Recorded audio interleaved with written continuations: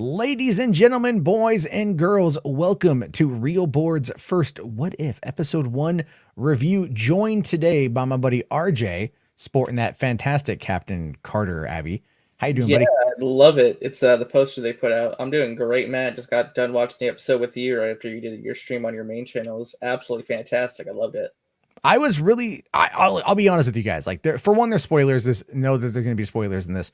I am surprised at like how good it was. I was a little bit concerned because I had been like hearing some, negative reports, not negative, but like not glowing, not as glowing as Yeah, I they thought it said was going to be. it's just okay. It doesn't do this much, or it doesn't like expand the universe. Just like it's limiting its scope. That's what I heard. Yeah. I mean, and the thing is, like, I understand why they would say that after having seen it, but also after having seen the 30 minutes, because it's only 30 minutes. I would really, really, really like to actually see this story play out in like either an animated feature or live action.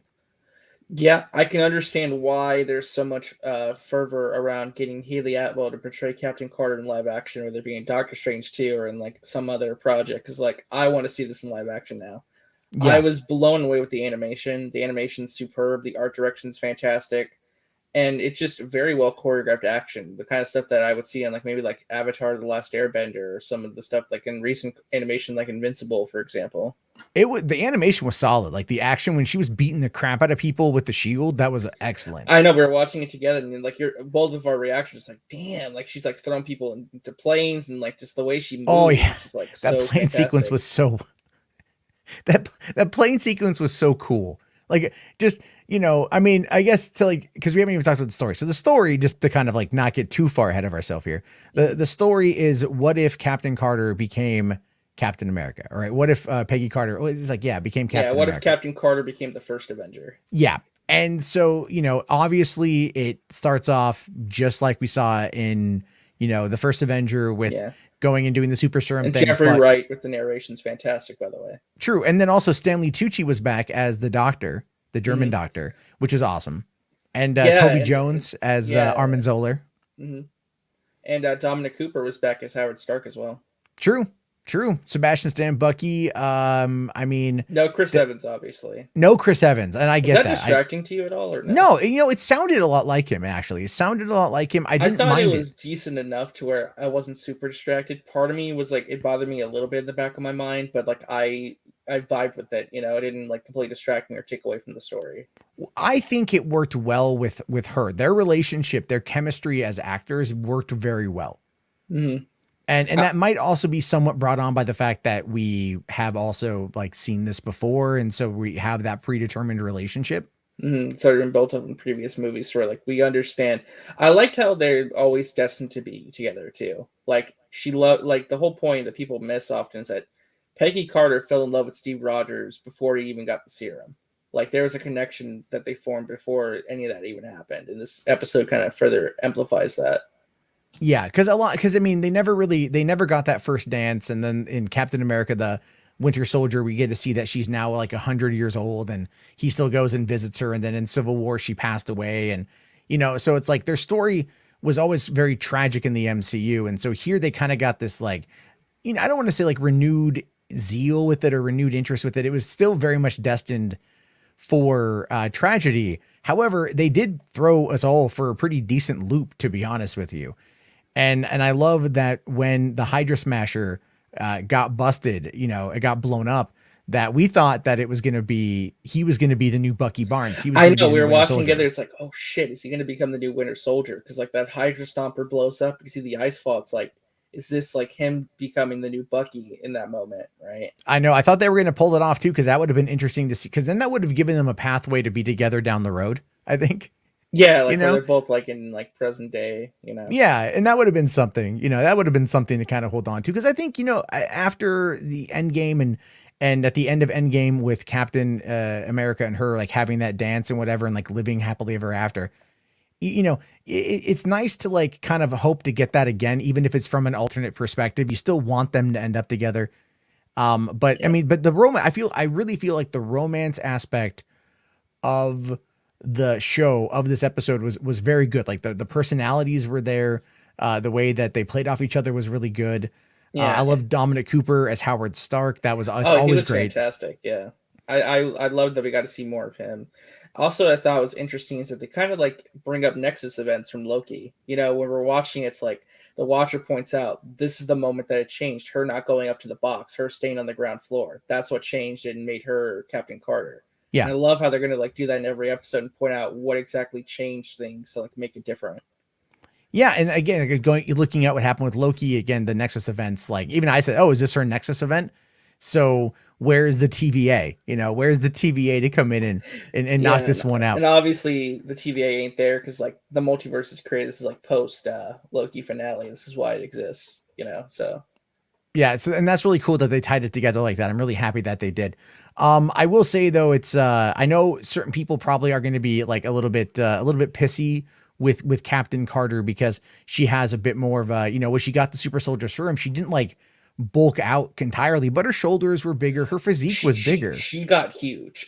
I was kind of surprised She because got when she go, swole, yeah, but when she's she go, still feminine. She's still oh, feminine. totally still feminine. I mean, it's Haley Atwell for God's Oh, sakes. Like the oh woman's yeah, amazing. 100%, 100%. But Yeah. no, when she gets in, she takes off the jacket, and then she comes out. It's like holy shit! And you see her standing next to Howard Stark, and like she's a lot bigger. Yeah. Like she's almost like a She-Hulk size in a way. Kind of remind me of She-Hulk a little bit. Don't say that. You're gonna kill my dream. No, no, no, no, no. It's I think I agree with you to an extent. I like that they got her bigger, and because it works with the physique, because that's something you always hear about from certain people on the internet. Like, there's no way that woman would beat those guys with her physique, and then here it's like, no, she is legitimately big, and she is legitimately kicking everyone's ass. Yeah, but apparently her shoulders are too broad, and she Yeah, looks I like a know. man. That's the thing. Yeah, she's not feminine enough. I really enjoyed though, like okay, I will say my complaints were it did feel a tad rushed. You know, it did feel a tad bit rushed. And I only say that not because like it was bad. But it's kind of like the dialogue was very kind of quick paced. And I know they only had 30 minutes to kind of retell this feature length story. And I know there was always going to be shortcuts. Yeah. But for me, after like watching Loki and just getting those really excellent character interactions between like either Loki Where you had and like the Mobius. lengthy dialogue scenes. Yeah, Yeah. yeah. Like I would really want like Captain Carter and Steve Rogers and Bucky and whatever to like have those kind of conversations, to be able to have those moments of interaction with each other. And I feel like that's kind of a wasted opportunity, but at the same time it's like I get it. You've only got 30 minutes. You're trying to hit the highlights, you're trying to hit the high beats. Yeah, I thought for 30 minutes, I thought it told the story that I wanted to tell very well. I'd loved, again, because I'm a huge fan of Joe Johnston's Captain America, the First Avenger. I adore that movie. I think it's very underrated in the MCU and goes very much underappreciated. I loved all the little references. I loved how they recreate a lot of shots from that movie. Like, you know, Agent Carter and the Howling Commandos busting through the door, Yeah. you know? And my honestly, outside the pacing, my only complaint was I wish there was more Red Skull, just a little bit more Red Skull. He was barely in the episode. Yeah, Sadly. Ross Marquand voiced him, and he voiced him as well as doing the body work in Avengers Infinity War. And so he sounded really good. He sounded like Hugo Weaving for the most part. And it was great seeing him, and it was great to like have more of him because we always want more Red Skull. We always want Red Skull to come back. We always want Red Skull and Cap to fight again. And it was good seeing him there, only to get killed by whatever the hell it was that they brought in. Like I honestly got, I have no clue what it was. I thought it was like Shumagarath, or like like an actual Hydra, like a Hydra from space or something. yeah, but... it's probably what they were going for. But my first thought was like, oh, finally someone actually did the ending to Watchmen.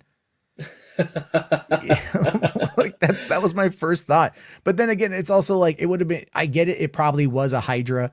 But again, having some kind of he talked about like this calling in an ancient guardian. Yeah, I wish there's more interactions between Captain Carter and Red Skull. They really only had the one. I wish they would have like maybe like fought before or something, or maybe there was like more of a back and forth between the two, because I think that would have been interesting to watch. But yeah.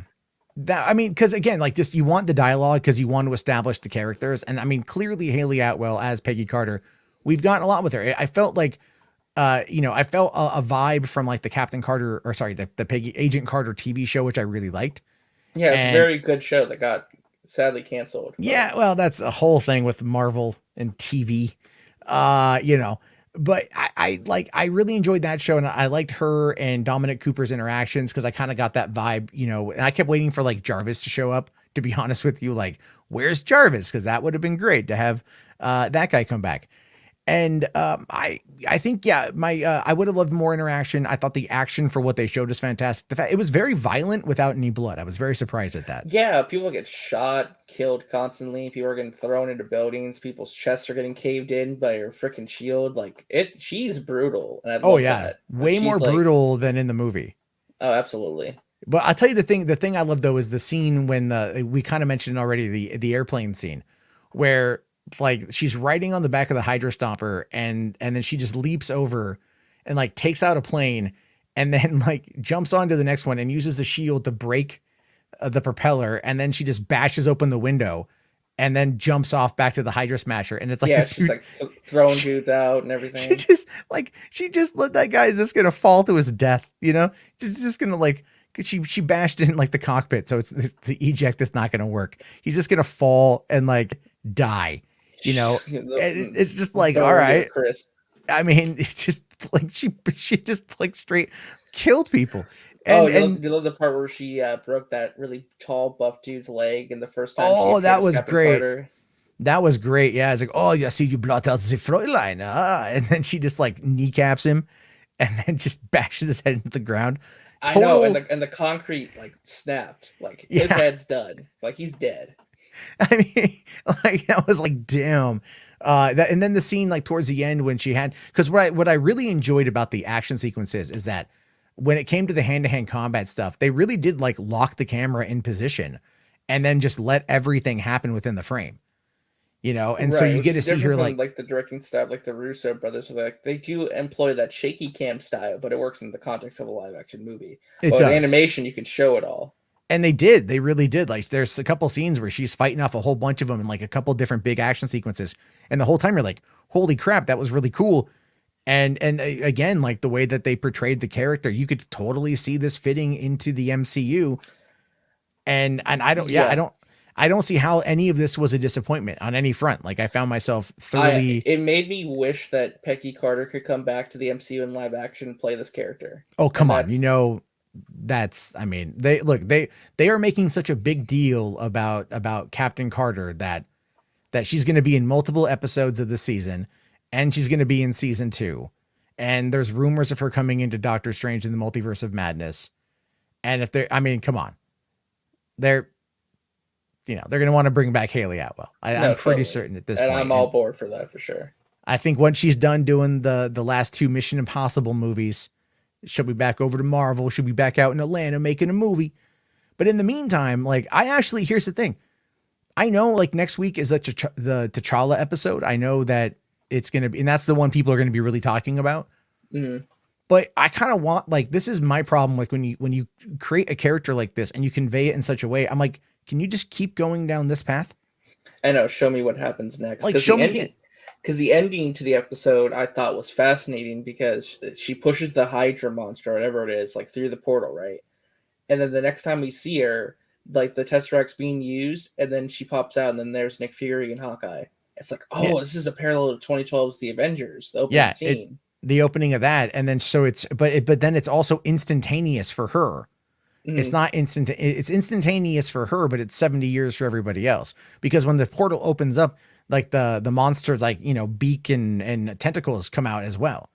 Mm-hmm. So it's, whatever she was in there, it was pretty quick. So what does that mean about the Tesseract? Like where was she during all that time? Like, was she just in stasis for 70 years? Yeah, I know. was she like trapped inside the Tesseract maybe? Because Steve picked it up, I thought.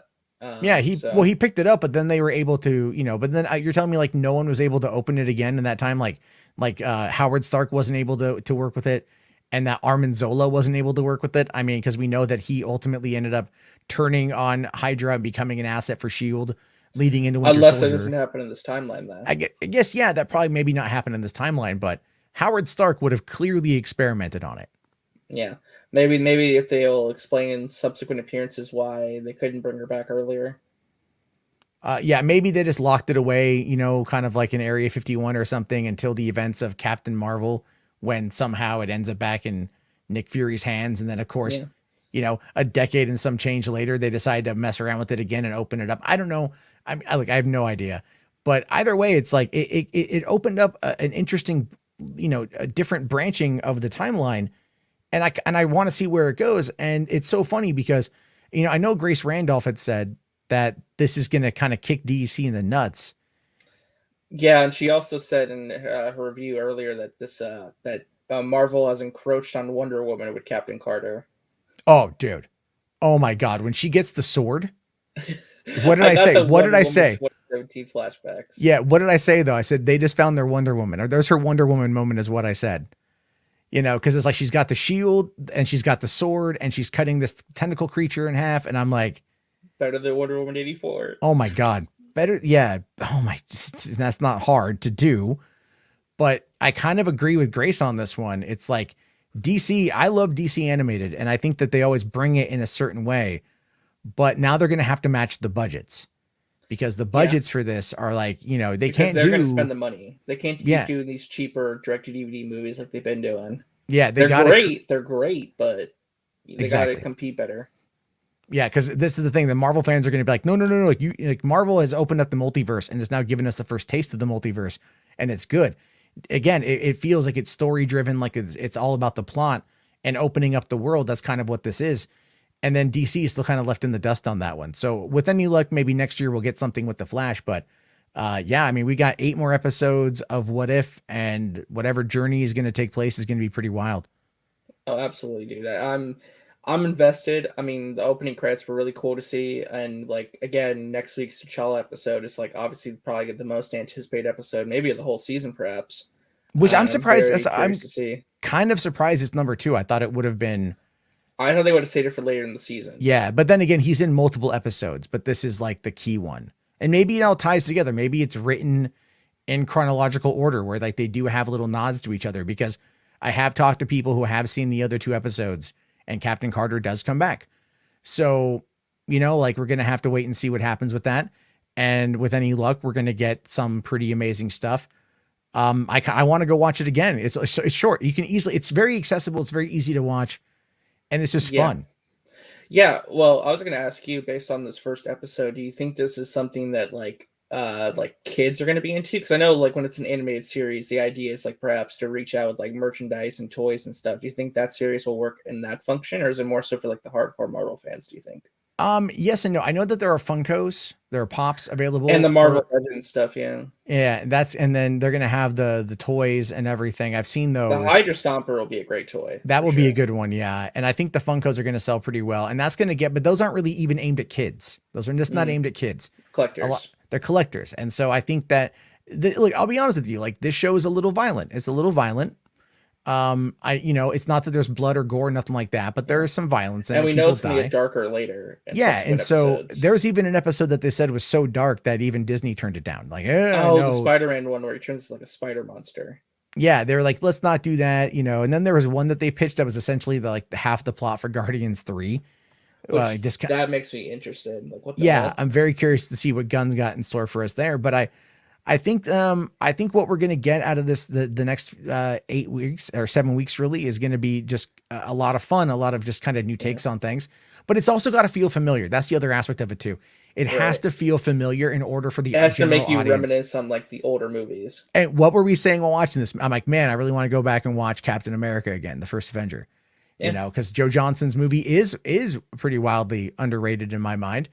And I love the aesthetic of it. I love how they built it back in 2011. It's been 10 years. It's like crazy thing that movie's 10 years old already. I know. How much you want to bet tomorrow there's going to be news articles like, like first Avenger is going to trend with everyone going back and watching it on Disney Plus. I guarantee it's already probably happening. But I was going to ask, do you think the other episodes, like all the other what if stories, are going to be connected to like one singular timeline universe? That's like why all the other characters are interacting with each other. I think that would be very fascinating, and that could be what the criticism is for people saying that it's limiting their scope, because it's like one universe where it's different. Yeah, it's like, what if this universe, like what if this is like Carter was the nexus of that, right? What if what we saw tonight was with her not going up to the booth, and that was her Nexus event, and this is just the branching timeline for that Nexus event. Like, and it affects everybody else. Yeah, what if each season is based around a different Nexus event? and it's just dealing with a different like a character. different, yeah, like a different universe. Yeah, Well, but I no, mean, no, it can't be the case though, because the zombies episode, that has Steve Rogers as Captain America, I think, unless I'm wrong, but I don't know. We're not there yet. yeah, We're not that's there a yet. I don't good know. part about watching this.